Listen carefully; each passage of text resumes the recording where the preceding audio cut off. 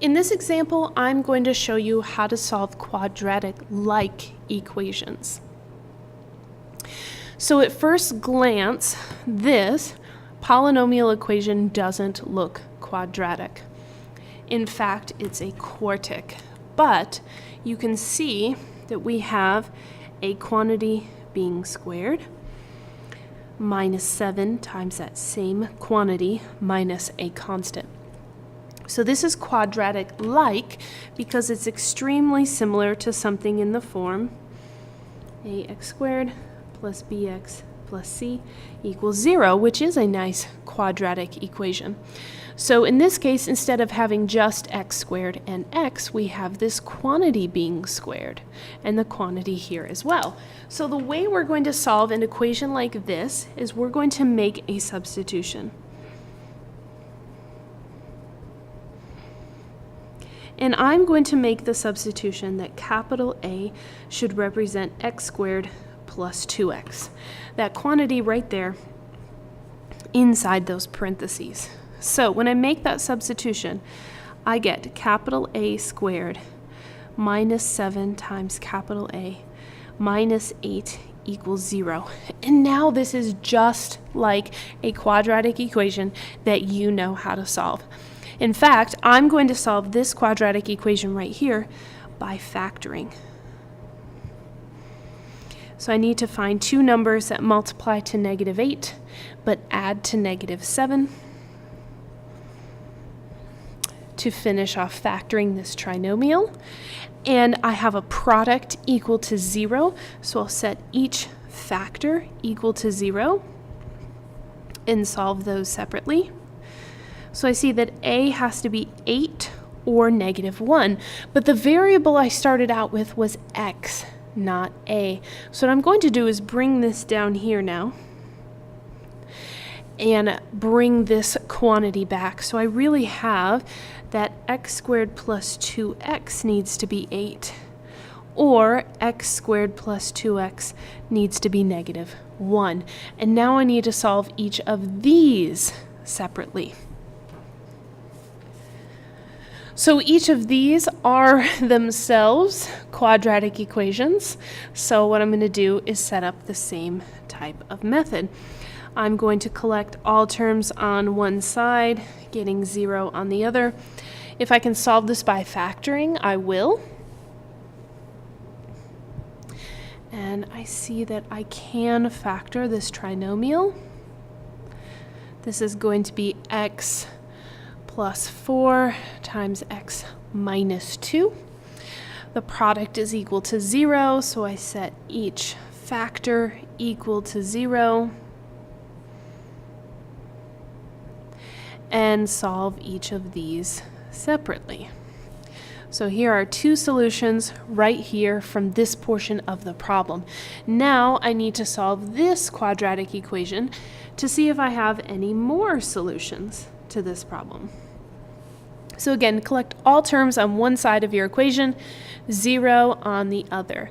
I see that I can factor this polynomial right here, this trinomial, as x plus 1 times x plus 1. In fact, this is a perfect square. So I can take the square root of both sides. Don't forget your plus or minus. But of course, what's the square root of 0? Just 0. So this says x is negative 1, and that is another solution. So this problem right here has three solutions: negative 1, 2, and negative 4. They're all real solutions. And the way that we solve this, the important part right here, is making this substitution. So if you see a quantity being squared and that same quantity repeated again, it's acting like your x squared and your x. So you make the substitution so you can solve the original quadratic. Sometimes your substitution will yield another quadratic to solve, but that's okay. You already know how to do that.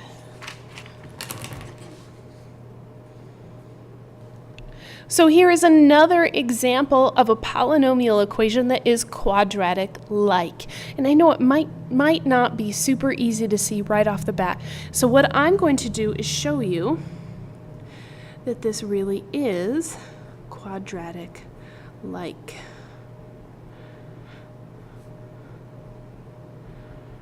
So again, this quantity is being squared plus a coefficient times that same quantity. So what I'm going to do is make that substitution.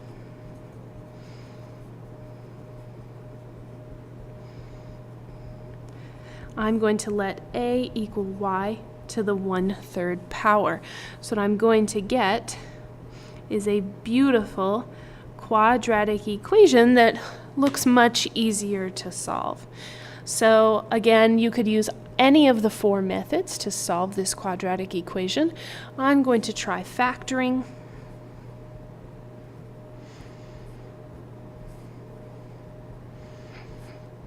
This trinomial factors beautifully like this. I now have a product equal to 0. So using that 0 product rule, I'll set each factor equal to 0. Solve each of these equations separately. But again, our problem did not start out with a's, it started out with y's. So I must bring this substitution back down to actually solve for y. So y to the 1/3 is either -5 or y to the 1/3 is equal to 1. So remember, with these exponents here, that fraction y to the 1/3, what I could do is raise both sides to the power 3, and that would eliminate that exponent there. Because when you combine these exponents, 1/3 times 3 is just 1. And then -5 cubed is -125.